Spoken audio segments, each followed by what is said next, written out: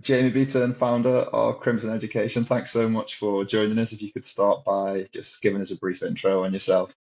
Real pleasure to be here. My name's Jamie. I'm a Kiwi, grew up in New Zealand, and headed off to the States for college when I was 18. The genesis for Crimson came from applying to a wide range of US and UK schools like Cambridge, Harvard, Yale, Princeton, and stuff, gaining admission, and then realizing the process was awfully complicated, but also really high leverage if you could actually get in. And so I launched Crimson back when I was about 17 to begin helping Kiwis getting abroad, and then have since grown Crimson to become a major provider of this kind of college admissions coaching around the world. And have been living in the States now for the best part of a decade, which has been quite exciting, and look forward to sharing today. And how was your education in your young years? I know you've said that you enjoyed school and did well, but be interested in hearing more a little bit about that.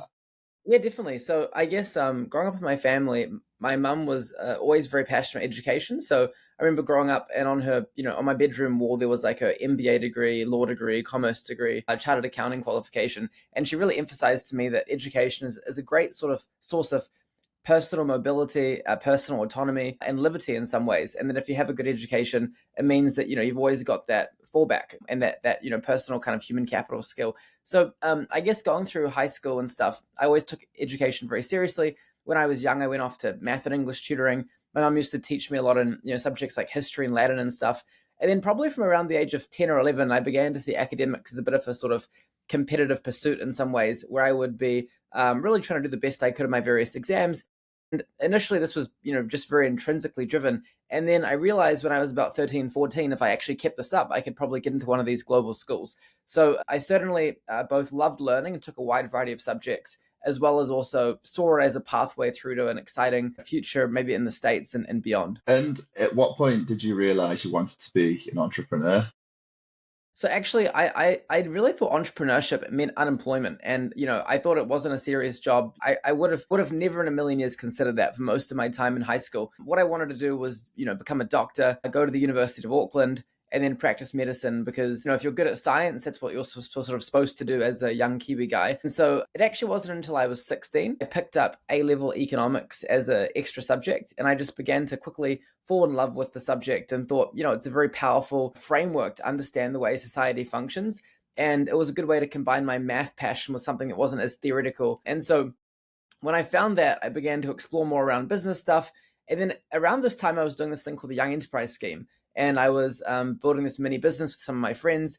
And I began to find this actually quite exciting. And so I guess this was ticking away in the back of my mind. And then when I got into these schools, I began helping students for Crimson part time as a bit of a side hustle.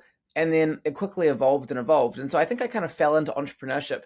But as I began going at it, I realized a lot of the lessons that I'd seen subconsciously from my mum, from just being around her own business and work, sort of had quite an effect on me. And it became to come quite intuitively. And I love the kind of autonomy you have as an entrepreneur to sort of build your own destiny in some ways, or at least feel the delusion that you have that control. And so I, ran at that. And, I really enjoyed being an entrepreneur for basically all my adult life now at this point. And I see you've got a lot of qualifications. How do you personally or think societally we can find the balance between qualifications and practical experience? Because I often see a lot of people with qualifications, but sometimes they can like lots of people I see with lots of qualifications will tend to be not the people who go on and start businesses like yourself. So I'm curious how you managed to do that and the differences there.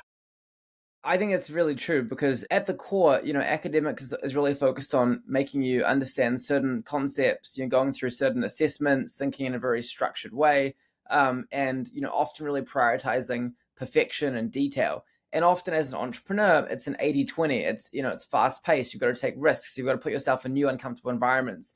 And by definition, you're often building in this kind of new frontier where there isn't much, clear horizons to follow. So I would say in some ways, academics and entrepreneurship are quite antagonistic. They kind of pull you in different directions. And so often, the people that are really academic qualified often probably make quite bad entrepreneurs a lot of the time. And so I think that's generally probably true. In my case, I guess, first of all, I'm in this education business and, I guess our business is helping students gaining admission to the world's best universities.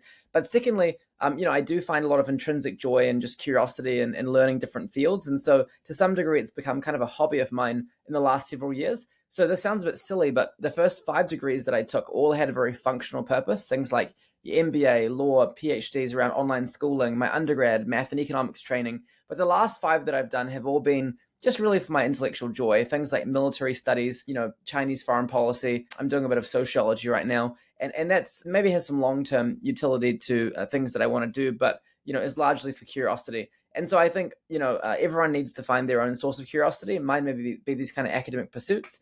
Others could be, interesting podcasts or, certain folks in their life that provide great mentorship. I guess different flavors for different folks. And I think it's amazing that you say you've done 5 degrees that are functional, then you continue to do a further 5 for curiosity.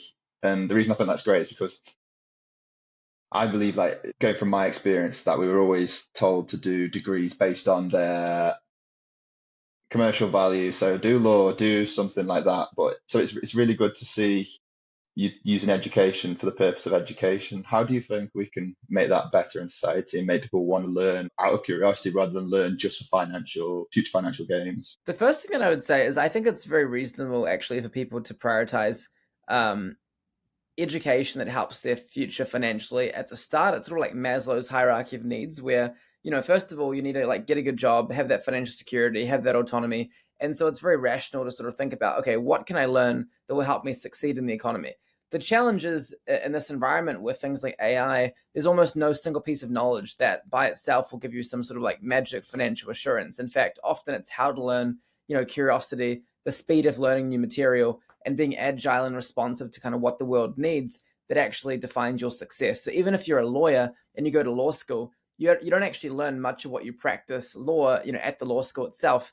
You might learn some as you sit the kind of bar exam. But I would say in many ways, the velocity of learning is the most important predictor of success in many ways. And, you need to find a space where you're so passionate about it, or you're at least curious enough about it, that you can keep continuously learning in it without getting fed up with it and getting bored. So I think, the education system needs to flick on that switch of curiosity, and it also needs to help you connect the dots. So when you're a 15-year-old, you can see, actually, if I do A, B, C, A levels, and, if I try hard on these things, it's going to help me unlock that vision I have for myself in the future. The other thing is there's pretty bad career counseling around the world. And what this means is that many young people drift directionless into degrees or into career pathways just because their friends are doing it or because they think it might be okay. And, it's not very inspiring if you're sort of just like meandering along, hoping for a wave of excitement at some stage to hit you.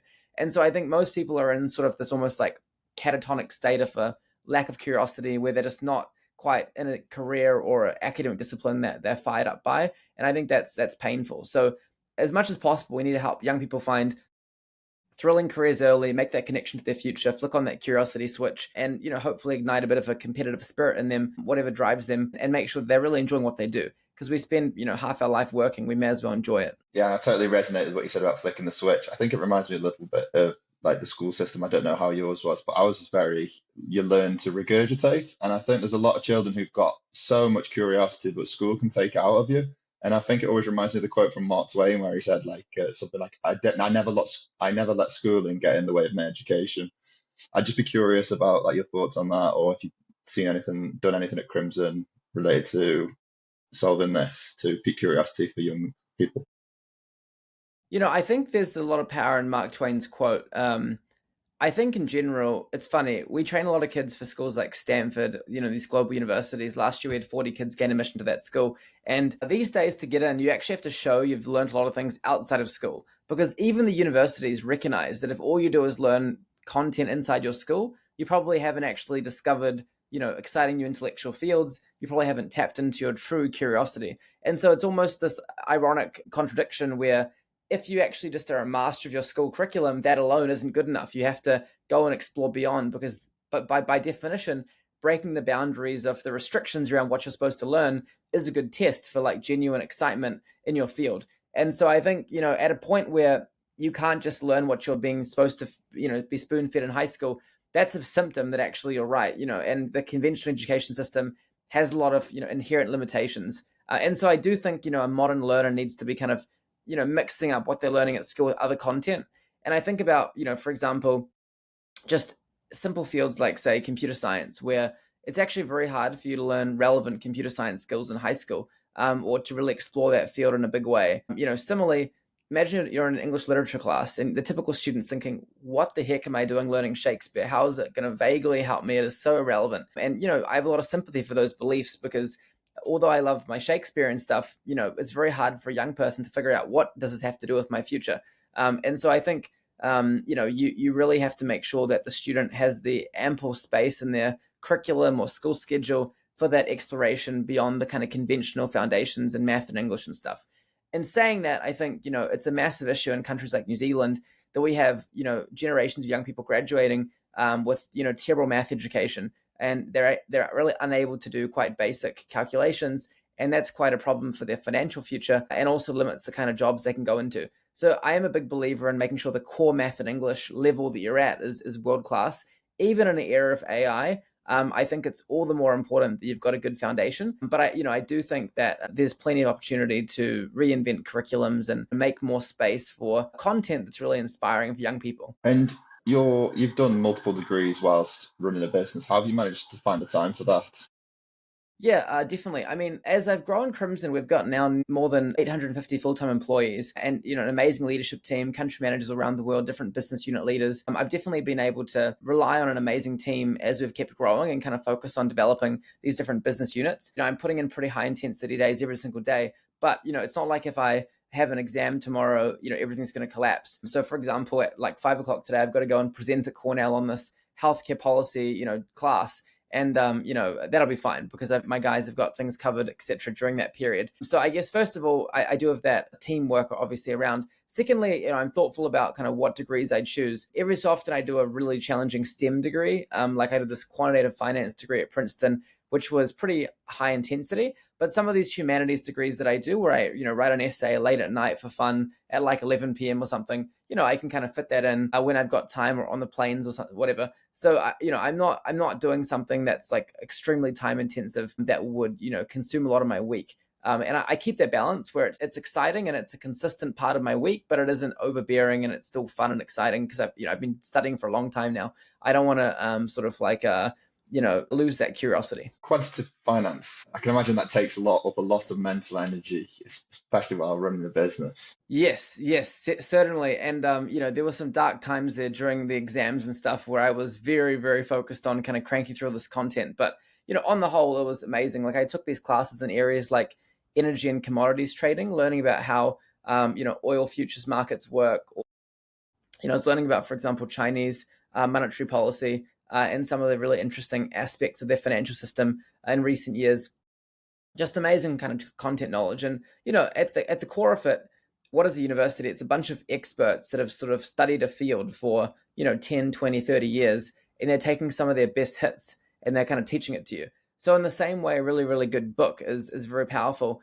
A professor who's studied one field and has chosen to teach two classes after kind of 20 years in the field, there's a lot to learn from that person. And so I think I do find those environments very exciting. You've got to kind of pick good ones because there's a lot of kind of average content being taught at universities. But I think I really enjoyed that finance experience. And I used to do a lot of investing at a fund called Tiger Management before I started building Crimson. And I do love broadly the financial sector and investing. And so this was a degree that allowed me to kind of explore that old hobby of mine quite a bit and just keep developing some new skills in that area. Sure, yeah. Quantitative finance is a very, very interesting field. Could you ever see yourself running your own hedge fund or doing anything quantitatively in finance in your spare time? Yeah. I think, a hedge fund in essence is like a idea factory where you need to understand how the world's functioning, where things are mispriced, misperceived, and then, you go and act on that by buying different, securities. So I think it is very interesting at some stage in my life, potentially. But I think I've got my hands pretty full with Crimson right now. But, I do love activist investing in particular, the style of investing where you sort of take controlling positions in companies and push for corporate changes or spin-offs and stuff. And I think I like that because the thing about entrepreneurship, which is intoxicating, is that you have at least the perception of control and autonomy. You're not just sitting around waiting for things to happen, which is nice. And I think at least in activist investing, when you buy a stock, you go and try to make things happen, as opposed to just kind of hoping, your vision of reality becomes reality. And so I do like that style of investing. And there've been some great investors in the space in recent times. I think about, of course, the old guard, people like Bill Ackman, Carl Icahn, Dan Loeb, but also, some of these folks like the founder of Chewy, who, made a lot of money with GameStop and stuff. And, he's had a good run with companies like Bed Bath and Beyond. And, he's actually, even though he doesn't have a really traditional finance background, he's been quite successful actually with his activist trades in recent years. So I think that's pretty cool, and respect what he's done enormously. Yeah, is that Ryan Cohen for Chewy? Is it? Yes, Ryan Yeah, Cohen. I think that's his name. Yeah, yeah. yeah. I remember reading all about him, and then I don't know if you've seen the film on GameStop I have. with. I have. It was called Dumb Money, right? Hilarious. Yes, that's the one. Yeah, Yeah, yeah. I enjoyed sort of the funny portrayal of folks like Ken Griffin, and just that hilarious GameStop meme character kind of in his basement just causing anarchy. It was a funny movie. I really enjoyed it. yeah. It's amazing when you see like one person, just random guy in his basement, can sort of bring the financial system to a halt instead of like these big people like Carl Icahn, Bill Ackman, just a random guy. Totally. And it's funny with financial markets because I mean, and businesses like this too, where just some things can go wrong and just create chaos. But that Malvern Capital Fund that was shorting GameStop and probably had quite a rational thesis. The thing probably did seem very overvalued. And if you go into a GameStop store today, there's one near me here in New York. You kind of go in and there isn't really much you would actually buy in the store because you normally just download your games online through the cloud and stuff. You can buy all of the merch in the store through Amazon or whatever, probably at a lower price. And so it's a very rational thesis to be short GameStop, and it's hard for you to forecast this sort of like Reddit meme stock revolution coming to mess you up. And if you're a conventionally trained sort of investor, you just probably want to keep shorting more and more and more of this thing as it goes up. I mean, evidently, sometimes, as John Maynard Keynes says, right, the market can stay irrational longer than you can stay solvent. And I think that really popped Alvin Capital for a while. But I think he's been able to kind of clamber back. So, great respect on all sides of that one. Yeah, for sure, for sure. And going back to Crimson, so you started that as a student to help people and it grew. Like, could you tell us a little bit more about the early days and how it took off? Yeah, sure. So I began the adventure. So I'd gained admission to Harvard. It was December 2000, and I was pretty excited. And I was thinking, okay, I've got about 7, 8 months before Harvard begins. So I recruited the 3 other kids that gained admission to Harvard that year from New Zealand. And then I began recruiting many of the tutors that I'd kind of interacted with throughout high school, and a lot of my friends that were in my year group and had done well academically. So I had this core group of tutors. I began tutoring kids in Auckland. I'd go to people's houses. I ran an event at a local hotel where I brought along a lot of these guest speakers. We kind of packed the house and began providing some of these services. Now, initially, again, it was a bit of a part-time side hustle, and then I was interning for this thing called the Ice House. And when I was going to this place, I kept seeing these entrepreneurs coming along and raising seed capital. And many of them had no revenue yet. Many of them had no kind of profit. And I was thinking, hey, I've already got revenue, profit. This thing's growing fast. Maybe I too could raise some capital. And so that kind of gave me the idea. Then I was actually in the States and I came across the late Julian Robertson. And I'd met him briefly in New Zealand. He was the founder of Tiger Management, and I told him about Crimson, and he got really excited by this, rapid traction. And he offered to invest. And then I guess very quickly I realized, there's probably scope to do what I'm doing in more countries than just New Zealand. So I began expanding Crimson to other places like Australia, Thailand, Vietnam, Japan, Russia, all over the show, really trying to find these markets where there wasn't a very established college counseling industry, the UK, etc. And then as we began to get more and more traction, I raised more capital. And then, today we're the largest provider of college admissions guidance around the world, including in North America, which is quite funny because we're fundamentally a bunch of Kiwis who started this thing. And we send more Americans to these American schools than any other organization. So that's kind of like our flagship business. And then we've also kind of expanded in recent years into other adjacencies. One would be our accredited online high school called Crimson Global Academy. This has more than 2,000 students, and you can be a traveling family using our school full-time virtually. You could be an athlete who wants to get some A-levels alongside your top sporting pursuits. You could be a student with some special learning needs or challenges there. a whole mixture of different learning types, and then various other businesses like tuition academies and stuff. But you could consider it a whole collection of education businesses that help ambitious students really unlock their full potential.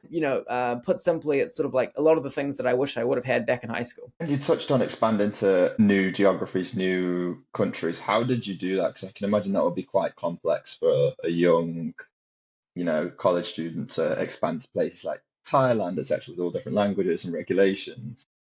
Totally. And honestly, I'm grateful for my blissful naivety at the time because I just sort of charged forwards, assuming, I should be all right. I mean, there were some good things we did. Like we recruited these country managers who generally were from the local country, spoke the local language, went to school in that country, and they were to some degree local operators. But, we kind of, punted a little bit that we would be able to turn these local operations into, fledgling Crimson offices with local results and support.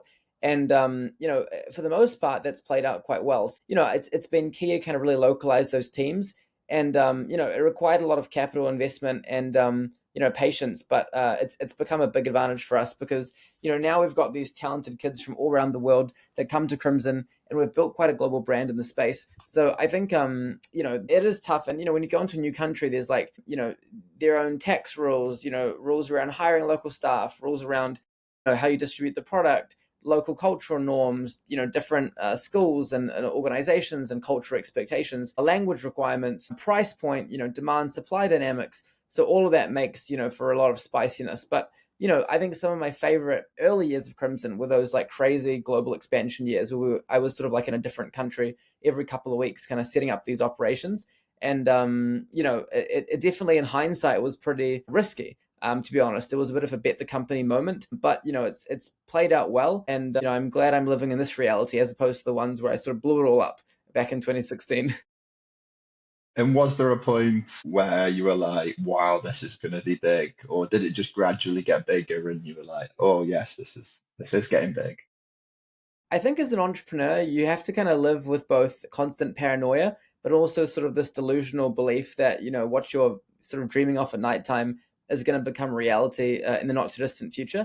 So I think when I launched Crimson, not at the start, I didn't necessarily think that I could sort of like build this with my team around the world, but probably within a year or so when I began raising capital and I was explaining to investors what we were going to build, I had to really like visualize what exactly this thing was going to become. And so I think objectively, it has grown enormously since we first began. I think it's funny in my own, I guess, perception of it. I've been largely just kind of executing on this vision that stayed fairly consistent since the beginning. So I think, it's weird being, I guess, an entrepreneur in some ways because you kind of have to explain what you're seeing and then make it happen. And so I haven't really looked at it and been like, damn, this is surprisingly big now. It feels like I'm just sort of trying to make reality converge to my goal. And did you have a playbook? So, for example, once you launched in one country, you launched in another and another. That's right. I mean, we basically looked at all markets around the world that we think would be able to support our business through a combination of different factors from, how many people were applying, some of the local school dynamics, ability to afford international education, local competitive dynamics, factors like this. And then, we basically systematically went through all the key markets and then found country managers to launch these businesses and then got rocking and rolling. So it was quite a systematic kind of like top-down approach. And I think probably someone who was a little bit less naive than I was maybe would have started with less markets than we did because it certainly added some chaos, but it was very exciting. So were there any major setbacks on your journey? Yes, we've had many dumpster fires, many pants on fire moments. I think probably one notable one would be maybe in digital marketing. Digital marketing is tricky. You can burn a lot of money fast, literally light it on fire, basically. And I came across this fellow who was probably better at selling me that he was good at digital marketing than actually doing digital marketing. And very quickly, his team kind of ballooned into this sort of 20-employee operation, and he was spending a lot of money, and we just weren't seeing the results he was sort of talking about. And it's tough when you are an entrepreneur. You don't know a lot about many of the kind of divisions you're hiring in, and so I had to sort of figure this out that actually this wasn't going as well as sort of I was being explained it was. And then I had to kind of really rebuild this whole team. So I've had that experience multiple times in different divisions where I sort of bet on someone and then it doesn't quite come to fruition and I've got to adapt. But I think that's all part of the journey. And then as I sort of had more reps, I think my ability to spot when things are going a bit awry has improved. It's not, perfect, but it's certainly better than it once was. And so hopefully I can kind of cycle through those mistakes faster. But yeah, that's kind of what I would say to that. Yeah, I think working with external agencies, yeah, you definitely outsource these things because they are the experts. Often they are, like you say, experts in sales rather than actual service delivery. And I see that now a lot in the agency space. Totally understand. Yeah, totally. And actually, you mentioned there that you kind of outsource to experts, but I'm generally very skeptical of these types of things because a lot of these agencies, you pay them a percentage of your budget and you don't pay them based on results. And so they're very incentivized to kind of convince you their marketing is working, even if it's not. And, they often just want you to spend as much as possible, as quickly as possible. And the other thing is a lot of these agencies, they know that you're often going to churn pretty quickly. And so they try to sort of just get what they can from you, as fast as possible. Many of them use quite cheeky tactics of like, managing your accounts for you and not returning your information to you kind of at the end of the engagement to make it hard to leave and stuff. And, often the people that they're hiring are very junior and very lowly paid because they're trying to also make a margin too. And so I would say I've had, very low success rates with digital marketing firms in general. And I've opted to kind of build internal capabilities in this area. Yeah, for sure. I think especially when you're building such a big business, then taking it in-house is a million times better. How did you learn? Like, obviously, you've expanded the business, you've worked with bad agencies. How were you able to learn new things, learn new skills like sales, marketing, all these things a new entrepreneur needs to learn? I think it was very much, at the coalface, going to many Crimson events around the world, speaking to thousands of families, thousands of students, testing different things that worked, then seeing many of my team members try different approaches, learning from what they were doing, and then bringing on heavy hitters onto the team. So I think it's a lot of experimentation at like a fast velocity, and you certainly need to be not shy. But it's funny, I think about on a personal level, I mean, I'm probably extroverted, but I'm not extremely extroverted. I would still sort of like meeting a total stranger or something in like a weird situation, maybe I would feel shy like sort of everybody else would. But when it comes to like business and sales, if my crimson head sort of switched on, I'm usually a lot more ready to rock and roll and just try random things. And so I think to some degree you need a little bit of brazen willingness to just throw yourself out there if you are building a new venture from scratch. Because I've seen a lot of people with great products just struggle to kind of take it to market and kind of just get selling. And that is quite important because you're not going to achieve any impact unless you're out there kind of advocating for what you believe in and what you can do. But I think it's definitely been sort of learned at the coalface. And I think about our co-founders like Feng Zhou, who grew up in China, moved to New Zealand when he was very young, and wasn't able to speak much English initially, and now he's like a master salesperson, who's definitely the all-time record holder in our company. Seeing his growth, for example, over time is very inspiring as an example of someone leveling up. So I think this is a kind of continuous improvement game, and you just have to make sure that you don't get static or complacent. What skills or personality traits made him or make anyone a great salesperson at Crimson? I think in the case of Crimson, to be honest, we're not trying to sell you with charm, humor, or personality. In fact, we're basically just trying to be technical experts that know the space cold. So when you speak to us, hopefully you leave with more insight and knowledge than you'd get from anyone else. And so we try to basically just win through expertise, which sounds boring, but in our space, there is not a lot of savvy folks that are looking at tons of data all the time about the submissions process. And so often when you speak to the Crimson team, it feels a little bit different to the rest of the industry because we do bring quite a different approach. So yeah, I would say our sales comes through as sort of just technical advice, and everyone's really trained at Crimson just to focus on giving objective advice, and then families will find that useful and join us most likely. And so we really focus on being precise, being objective. That's very much part of our culture. You've obviously gone to do very well in the industry. Like, what do you think it is that's made you more successful than your competition? And even things like going into Dominate and even doing things like doing so well in the States, which you didn't intend to at the start. Like, how have you been able to do all that?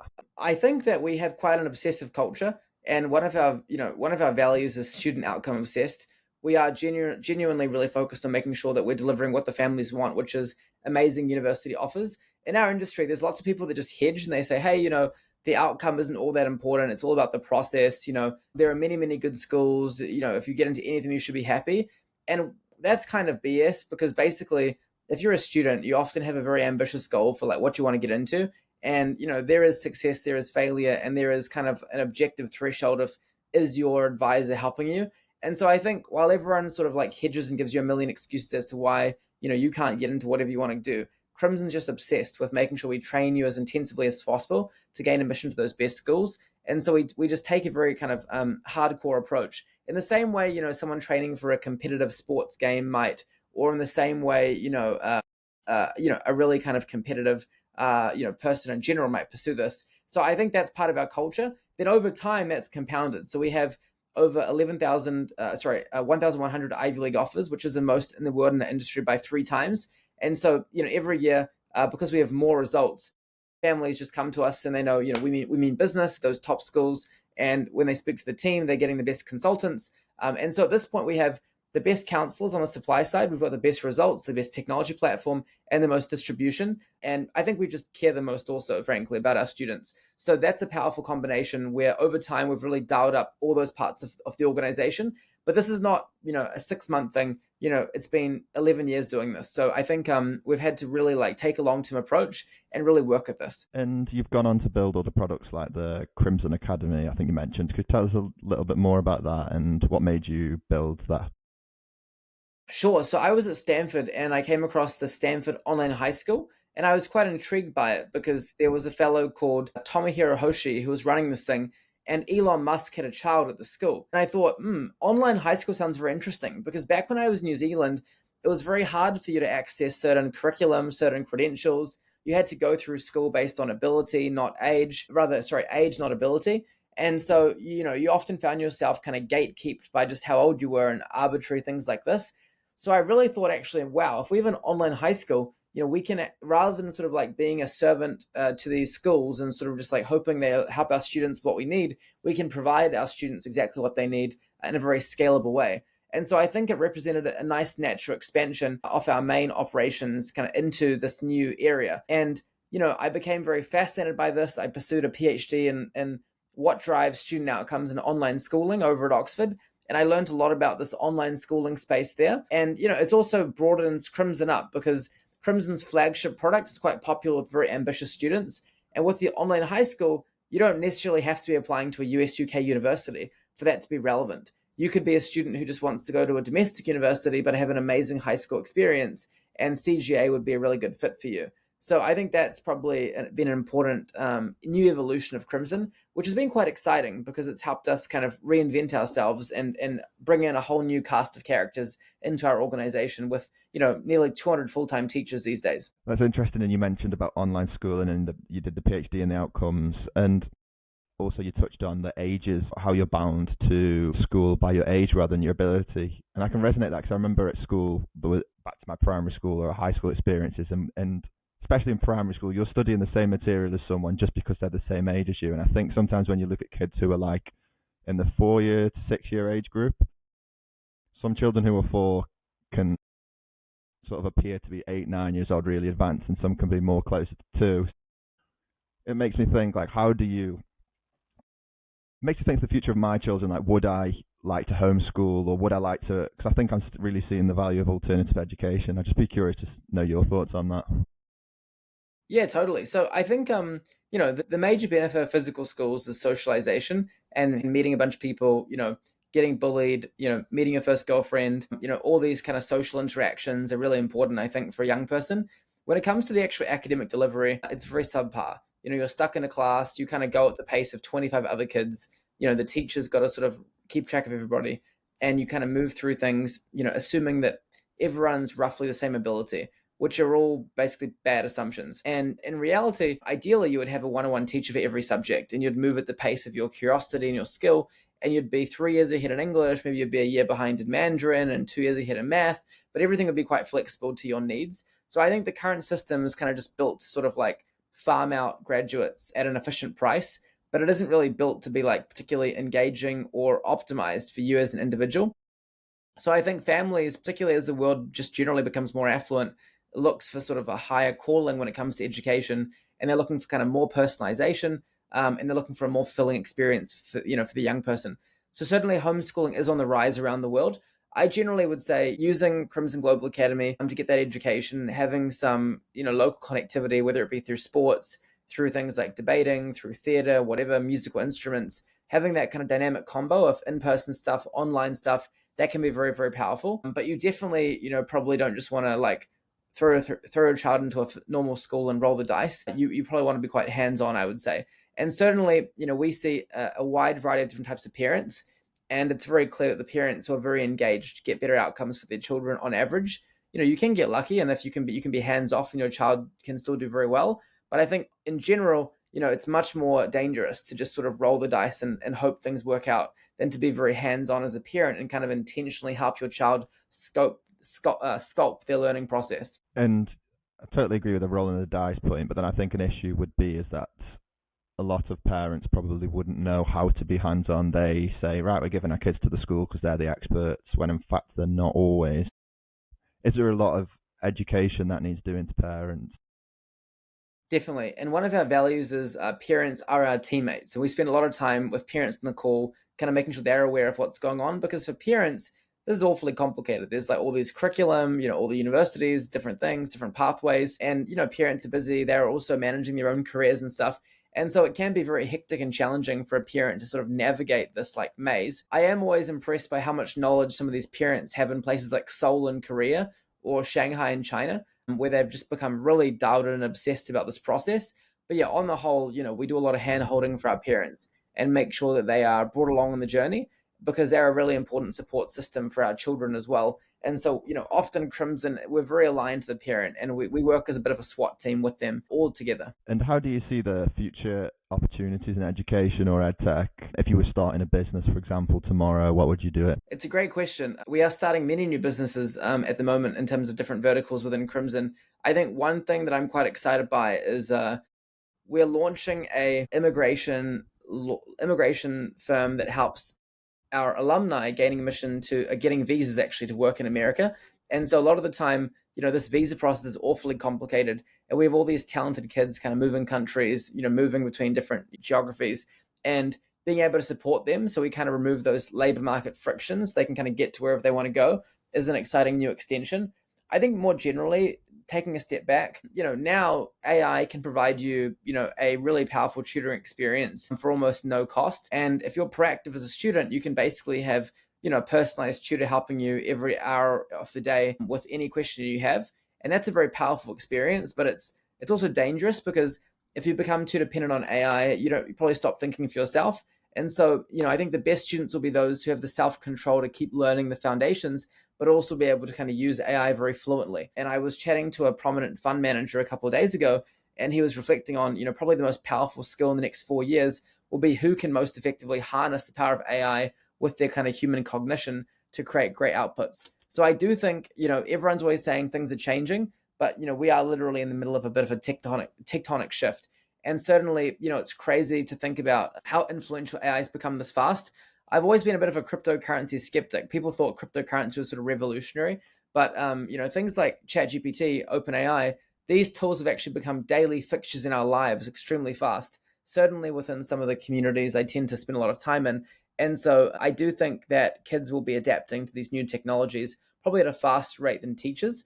And schools are going to be under a lot of pressure to figure out what their policies are going to be and how they're going to incorporate this powerful new technology into our learning model. And you said you're a cryptocurrency skeptic. Is that because you've not seen the usage yet, or? Yeah, I mean, on the most fundamental level, today with Bitcoin, the only thing you can do with Bitcoin is basically speculate, because the volatility is too high, the transaction costs are quite high. So, for example, we've tried to use it before. We've tried to use it to make payments in certain regions where there was sort of like payment blocks. And, it's just very hard because the thing bounces around so much. So if you're an employee and you need your salary to pay for your groceries and rent and stuff, and, the thing just drops 20% by the time you receive the funds, it's very challenging. So, I mean, I think any asset that becomes widely adopted can become relevant as a speculative asset, and Bitcoin sort of become the speculative asset. But, there really isn't a clear purpose for it right now, in my opinion. There's no underlying cash flows coming from it. And so it's interesting. It's just like this, probably the same as many currencies where,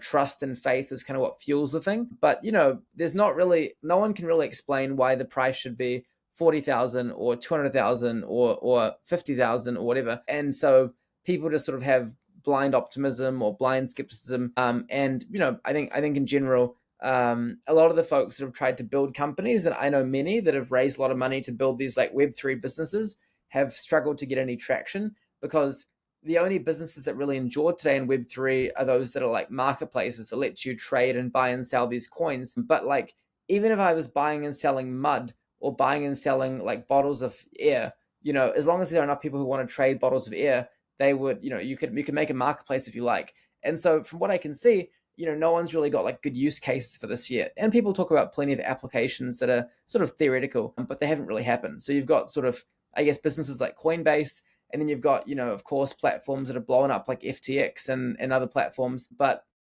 no one's kind of like established a very powerful use case beyond, mining, trading, transacting. So, currently I'm a bit of a skeptic.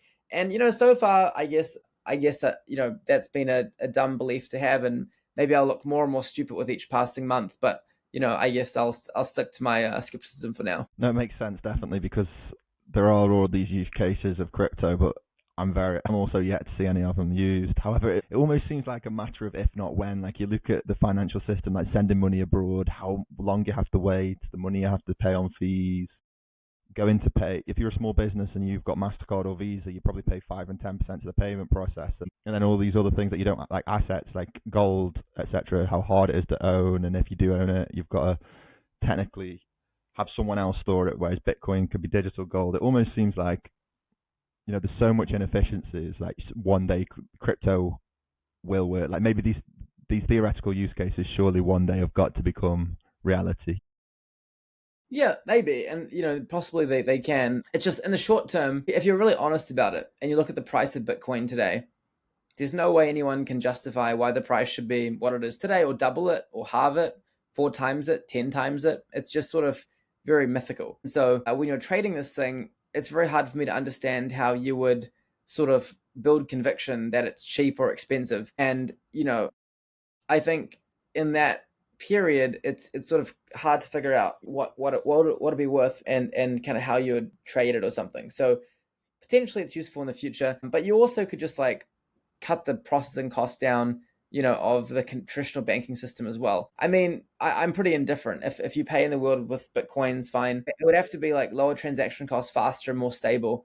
And currently, with cash, it's very stable. There's very low transaction costs, and it's relatively fast, much faster than Bitcoin. So, certainly over time, maybe the cryptocurrencies become better, but it's sort of it seems a bit far out from now. And people have been at this for a while, and there haven't been too many, I think, major breakthroughs. But again, I don't know. I'm not an expert in this field, but I think relatively, AI seems much more exciting as far as the speed of development there, where actually there are use cases I use every single day. So I think that's an example of something which has been around for, I mean, AI and crypto has been around for a long time. AI has been around in various forms for a very long time. But certainly if you look at the last 2 years, the innovation in AI has been dramatically more exciting and useful than crypto. Yeah, definitely way more use cases now for AI. Like everyone's using it, and it's grown astronomically in the last couple of years. I heard in another podcast, I think you mentioned that you play poker. Do you still play poker or any form of game? Yes, I play this game called Warhammer 40,000. So if you look at my desk right now, I dare not show you this, but I will for my entertainment. I have all of these different Warhammer models. So I'm actually going to go play with a guy over in Brooklyn on Saturday, which should be quite good fun. I don't have as much time these days to play, but I do enjoy this game Warhammer. And then poker I love as well, but I haven't played it so intensely in recent years. I used to play it quite a bit when I was in college, and I do really enjoy the game. But I think in my free time, I've been playing more sports like paddle and tennis and rock climbing and stuff these days. So a bit more kind of physical stuff. But I do enjoy a great game. I love classics as well, like Halo and Call of Duty and stuff. So I try to mix it up. Nice, yeah. I think something I realised is how beneficial gaming is, whether that be sports, poker, board game, strategy games, for real life, like thinking strategically, understanding communication. I found like role playing games like RuneScape or World of Warcraft taught me microeconomics as a little kid. So yeah, have any of the sports or any of these sport games been really beneficial for you in the business world? Or Yeah, I mean, I think sports are great because think about tennis. It's super frustrating when you're hitting balls out of the court, and you're in the middle of this kind of competitive game. It's high stakes, and I like this simulation where, you know, in business, you make some high stakes decisions, but they're not so frequent. In tennis, at least within the matrix of the game, you've got a lot of these high stakes points. And so you're really simulating what it's like to feel failure and feel disaster and feel regret and feel pressure and choke. And all those different things are really powerful experiences. And, there are positive things too, like competition and, making friends and all of that stuff. But I do like the psychological training that, tennis and sports in general provides. When it comes to more games, I also played RuneScape as well. And I think these resource management games are good. The only thing I'd say is there are many people in the world that play resource management games that don't seem to, love entrepreneurship or, all that much. And so I think perhaps if you like entrepreneurship and you play these types of games, they help you. But there are many folks that play them who sort of don't bring the lessons back into the real world. But yeah, I certainly found RuneScape very interesting. I was very bad at RuneScape, actually. My ways of making money were very inefficient in the game. I used to sort of, hunt the cows down and then sell the cow hides. And then I used to sort of chop the yew trees or maple trees and stuff and get some lobsters and sell them too. So I was doing some pretty basic stuff, but I had a lot of fun in the game. Yeah, saying that brings back memories. I remember doing the same, but it's interesting when the Grand Exchange come out. That taught me concepts like the bid-ask spread and how to flip, and then I applied that to real life on eBay, and it's just quite funny. A game I was always getting told off for playing actually helped me quite a lot. But yeah, so last question: do you have a favorite quote, best piece of advice, favorite book, or a guiding principle, or anything like that? This sounds almost like an entrepreneur meme, but my favorite quote is from Theodore Roosevelt, and it's his speech about the man in the arena. And he speaks about basically this challenge where, it's very easy to be a critic and it's very easy to sort of laugh at someone and, laugh at them for trying. But ultimately, your life is short and, it's much better to be in the arena, trying, maybe failing, but at least daring greatly, and the chance you're successful. But even if you're not, at least you live the life of purpose and risk and boldness. So I think I like to bring a pretty no regrets approach to life and make sure that I'm, really getting the most out of every day and, just having as few regrets as possible along the way. So I think that man in the arena quote from Theodore Roosevelt is very inspirational. And certainly, I've always, since I heard it, there are a few things that I resonate with as much as that quote. Very inspiring. And yeah, thanks ever so much, Jamie, for coming on. It's amazing to hear what you've done at Crimson and how you've built it from, in the last 10, 11 years from being a student to what it is now. And yeah, it's an absolute pleasure to have you on. So thank you for your time. Yeah, real pleasure. And thanks for the amazing questions. Hopefully we meet up at some stage in the future. I'll catch you soon.